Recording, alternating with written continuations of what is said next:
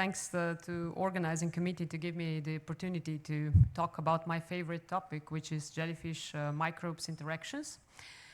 In my talk, I would actually like to highlight some of what we think are the missing links between jellyfish and microbes that would need to be addressed in order to more accurately incorporate jellyfish as a component of biogeochemical models and ocean carbon budget.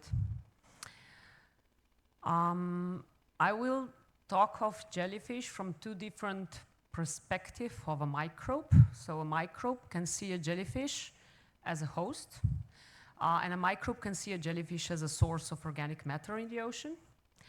And when we talk about source of organic matter, microbe can encounter jellyfish-derived organic matter during two stages of jellyfish life. First, when jellyfish is still alive and it's excreting mucus, and this mucus can become a source of organic matter for marine microbes. And then second, when jellyfish reach the end of the life cycle, when we have a decay of jellyfish blooms, then a large impulse of organic matter becomes available also to microbes in marine ecosystems. So I will just talk briefly about jellyfish as host, because it's not really my topic, but I still felt we need to talk about it. And in fact, to see how much more needs to be done in this field. But also, on the other side, there is still much more left to be explored.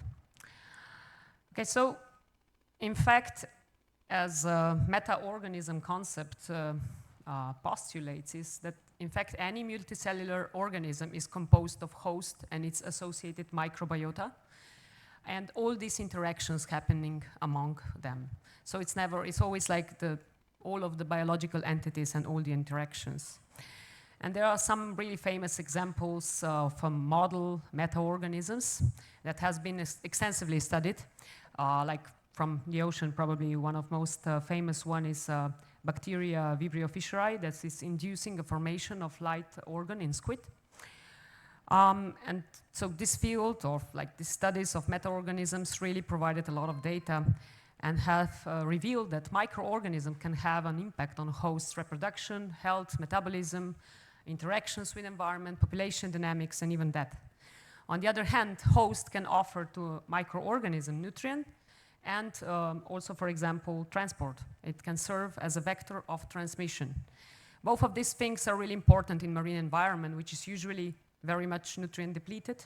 And as we know, some organisms can really travel long distances and also help microbiome to reach new horizons now. I started to be fascinated about jellyfish as host for microbes when my PhD advisor, Dr. Valentina Turk, was just looking at some pictures of jellyfish surface under transmit electron microscopy. I mean, using transmit electron microscopy, and to see some microbes on them. So I started to be curious what is really known about this topic. How much do we know about jellyfish microbiomes? And we did this review paper back in 2019 to discover that really not much. There are really only few studies out there as compared to other more famous relatives of jellyfish, like corals. There is really a lot of literature on coral research, a coral microbiome. But there were some patterns that we could deduce. So, for example, widespread among jellyfish were gamma proteobacteria, among them, for example, Vibrionaceae, Pseudopteromonadaceae, which are not otherwise so commonly found in the water column. And then also some more peculiar types like Mollicutus and Firmicutes and Chlamydia even. What is a common feature of this microbiota is that they all prefer particle-attached lifestyle. They are capable of degrading complex organic compounds, and they are commonly found in association with other organisms, where there has been shown interactions like commensalism, symbiosis, parasitism. They can be many times pathogens, and they are producing quorum-sensing molecules, antagonistic compounds, and other factors that are interfering with other microbes. So we could also speculate on some of the features of the jellyfish microbiome based on what is out there. published. It seems that it's horizontally transferred from surrounding seawater, so not vertically from from parent to the sibling. And then there is some degree of specificity towards certain jellyfish species, populations. Different life stages of jellyfish have been shown to have different microbiomes. Different body parts of jellyfish were also associated with different microbiota. Then there have only been few studies on the role of the microbiome in jellyfish. Most of it's basically speculations that it has something to do with host health, providing food for the host and defense. But there have been some studies that actually applied methodology that can help us to provide insight into the function. A really nice study by William Brower published in 2020 that actually showed that a healthy microbiome is crucial for development of a healthy polyp. We need to be aware that many of these microbes that have been found in association with jellyfish can be pathogens. For example, it has been shown that several species of jellyfish were associated with fish pathogen, Tenacibacillum maritimum. I think we heard some talks about this gill disease in salmon fisheries. And there are quite some studies showing that it could be, in fact, caused by this microbiome. And the jellyfish could be a natural reservoir for this pathogen. Well, when we read through this literature, I also had to be a little bit critical on the methodological approaches that were used. Of course, we need to be aware that this is a span of like 2 decades of research, and very different techniques were available at different time points. But there were very different sampling approaches. Analysis was mostly done on the level of bacterial community composition. These studies were using different resolution, methods with different resolution, different protocols to extract DNA or to construct DNA libraries, different sequencing platforms, and most critical, different primers to amplify 16S rRNA gene, which makes them really difficult to compare.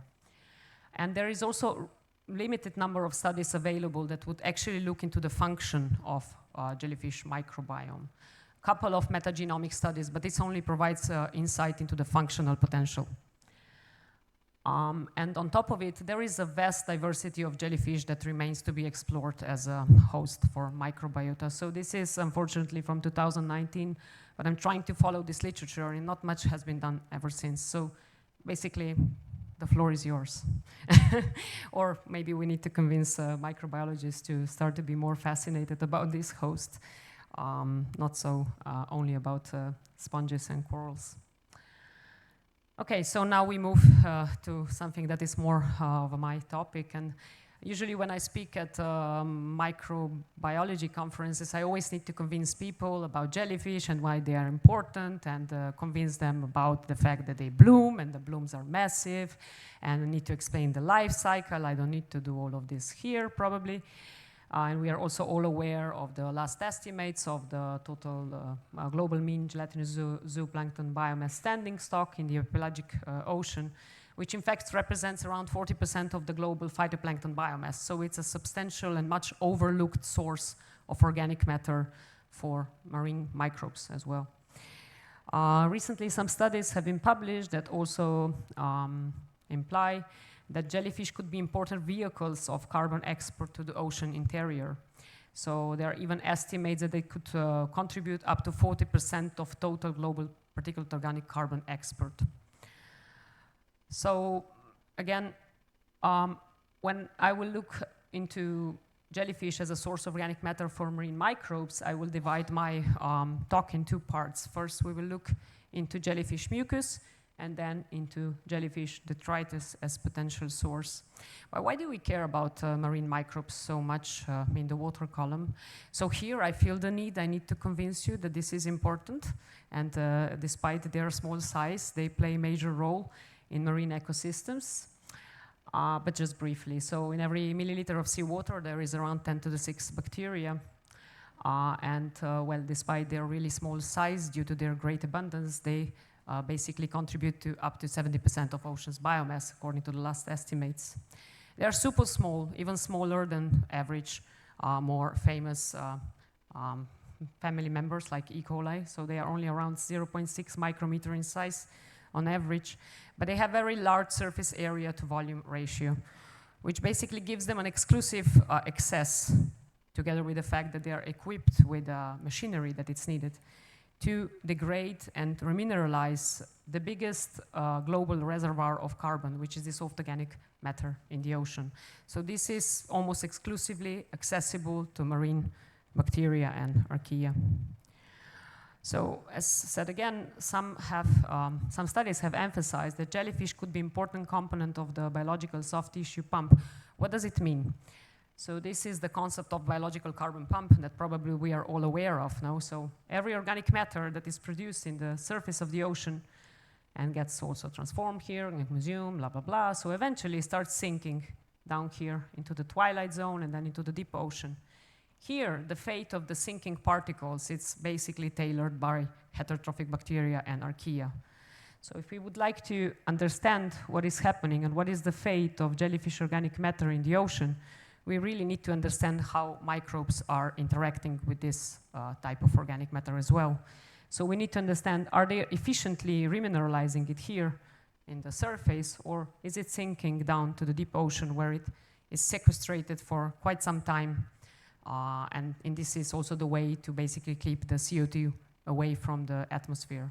So these are our oceans doing for us.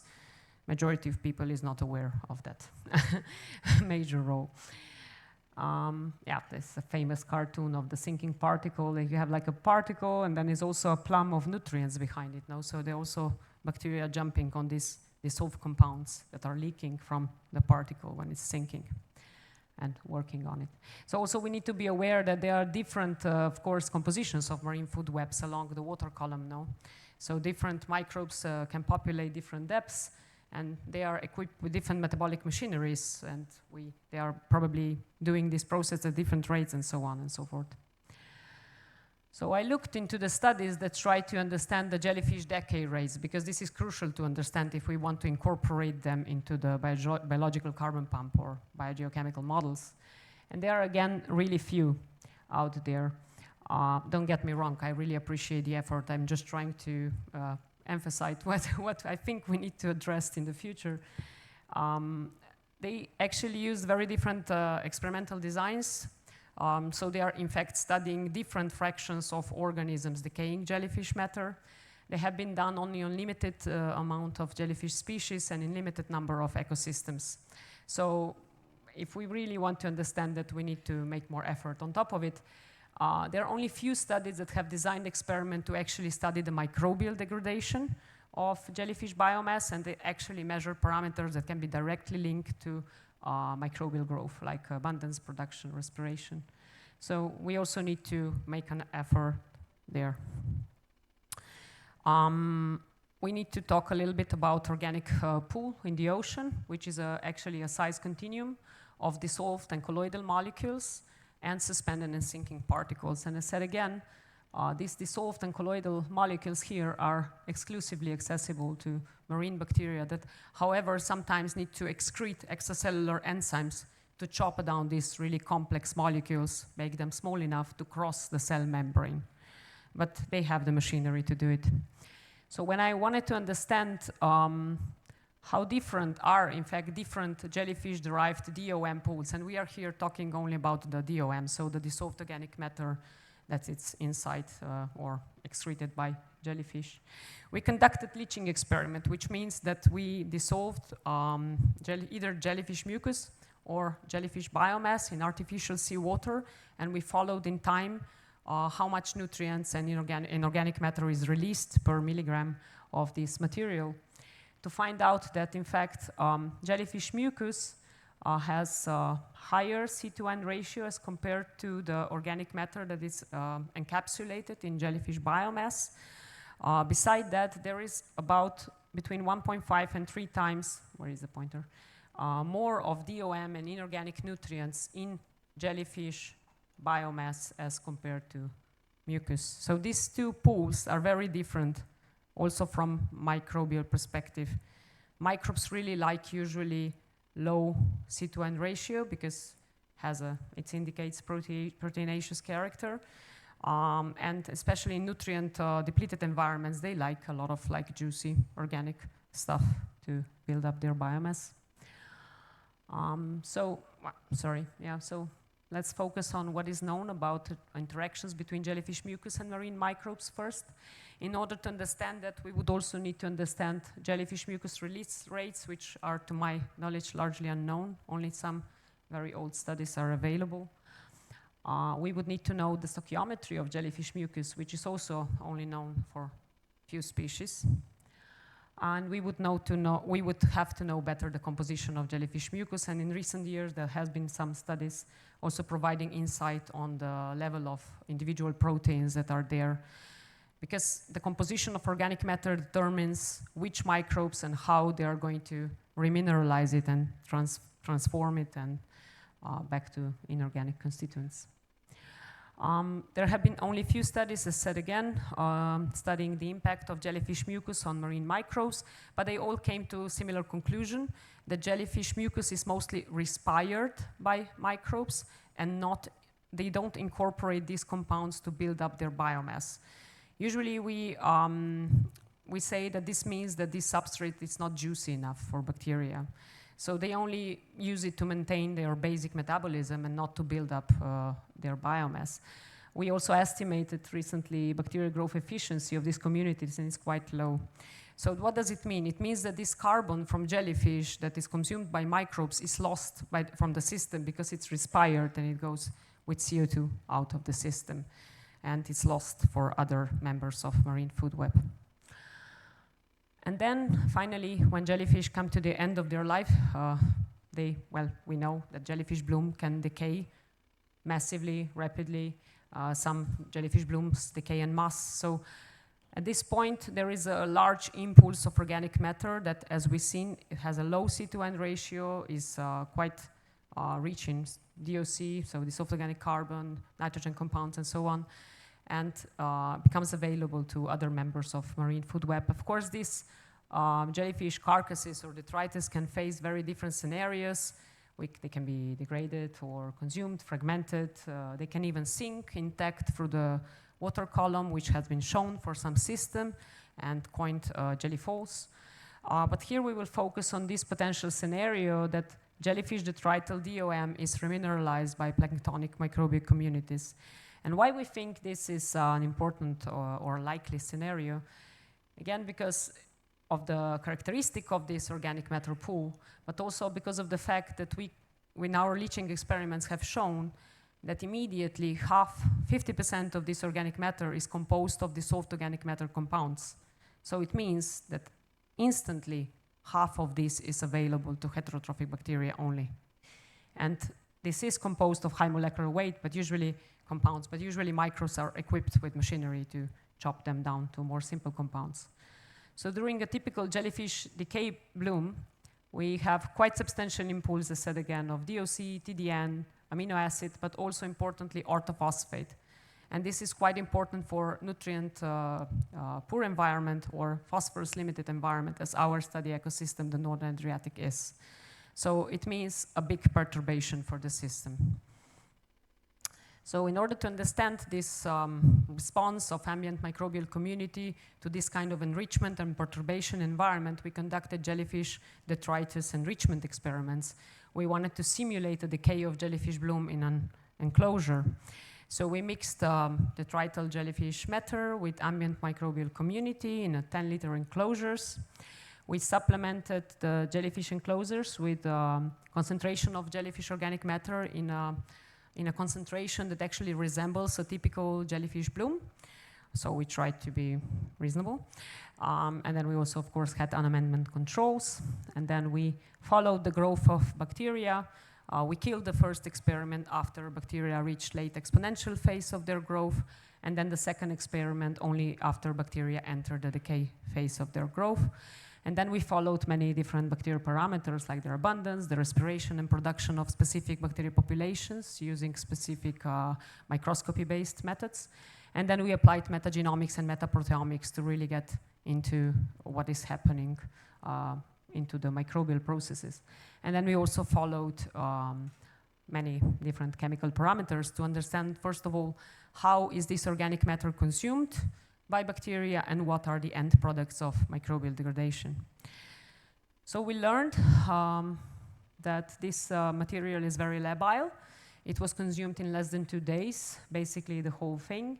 Most of proteins, amino acids, and almost entire jellyfish DOC pool by a quite simple consortium of bacteria composed of Pseudothermomonas, Halteromonas, and Vibrio, which are otherwise not so abundant in the water column of our system. And they represented more than 90% of metabolically active jelly-OM degraders. We seen that using a microscopy approach, coupling fluorescent in situ hybridization with different fluorochromes that allows you to see which cells are respiring and which are producing. And these bacteria were growing really rapidly, much more rapid than otherwise we know for coastal microbiomes. And they were characterized by really high bacterial growth efficiency. What does it mean? That unlike in jellyfish mucus, in this case, jellyfish was not only, bacteria was not only respiring jellyfish-derived material, but was also incorporating it into their biomass. This means that it was not lost for the system because these bacteria will become a food for a grazer, or it can lyse and release organic matter into the ocean. So it's still inside the ocean interior. We also measured that microbial processing of jelly-OM resulted in accumulation of some amino acids, but also, very importantly, of inorganic nutrients. And we saw this consistently in many experiments we conducted throughout the years. Accumulation of ammonia and accumulation of orthophosphate, which means that, again, in oligotrophic regions, this can have a large impact on functioning of the ecosystem. If it's a phosphorus-limited system, then you have an impulse. This can induce, for example, the growth of phytoplankton. All right, but we were not happy still, so we wanted really to dig inside the metabolic network that is operated by these microbes to consume this complex material. And we applied proteomics. As said, we looked into the endoproteomes. This is a fraction of proteins that is either inside bacterial cells or attached to bacteria. And then we also looked into the exoproteomes. These are the proteins that are excreted outside bacterial cells, usually enzymes, extracellular enzymes. So this allows us to have an insight into the, again, composition of community, which largely confirmed what we saw with the microscope. So there were, again, Pseudothermonadaceae, Halteromonadaceae, Vibrionaceae, and Rhodobacteriaceae, composing 90% of metagenome assembled genomes. But this was also reflected in the composition of proteins. So basically resembled, like, really well what we recruited. And then we did a lot of very complex analysis to come to this lovely cartoon where I can explain what I think it was, or what we think it was happening. So despite this consortium was very simple, but very different from the one that is usually present in the water column. So the taxonomic composition after a jellyfish bloom decay in the water column is changing rapidly and substantially. They were like occupying, these 4 guys occupied completely different niche. So there was Pseudothermomonas who did a very energetically costly thing of producing extracellular enzymes, excreting them and chopping down the collagen. On the other hand, Halteromonas was working on the carbohydrate fraction, excreting enzymes that can chop down the complex carbohydrates. Really interestingly, that Vibrio, despite having here, the pointer is not working anymore. So Vibrio had genes for all these enzymes, but didn't spend energy to produce them. So was only producing and synthesizing transformers and was feeding on the public good that were produced or released by other. So I like to call it a cheater in the system. And then there was also this poor alpha proteobacteria then down, which was synthesizing a lot of proteins for defense, because it seems to be that there were some antagonistic interactions of other bacteria towards this population. So what we learned was that decaying jellyfish blooms are inducing a very specific chemical and microbial metabolic fingerprint that is very different to the one that is usually associated with decaying phytoplankton blooms. So interactions between decaying phytoplankton blooms and bacteria have been addressed and studied extensively, really like deep. So it's one of the first studies that is really dealing with another blooming species. So this means that usually in marine environment, bacteria is more used to phytoplankton-derived organic matter. So then comes decay of jellyfish bloom, and everything is changing. So this can also, again, change the functioning and biogeochemistry of marine systems. We also have shown that decay of jellyfish bloom can be associated with enrichment in extracellular collagenolytic bacterial proteases. So these are the enzymes that were excreted by Pseudoelteromonas to chop down the collagen. Besides doing that, these are also known virulence factors in human and marine organism disease. So they can have an impact on marine ecosystem services. And then on top of it, beyond this study, we are also providing new insights into the niche partitioning and metabolic interactions within the bacterial consortium when they are facing a complex pool of organic matter. Thank you.